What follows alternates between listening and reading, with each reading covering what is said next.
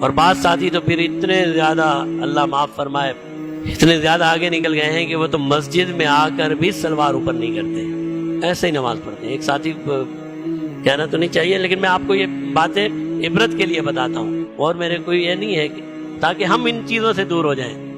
کسی ساتھی نے بتایا یہیں کا واقعہ اسی مسجد کا، ایک ساتھی کو اس نے کہا بھائی سلوار ذرا اوپر کر لے، نماز شروع ہو رہی ہے، جا اپنا کام کر،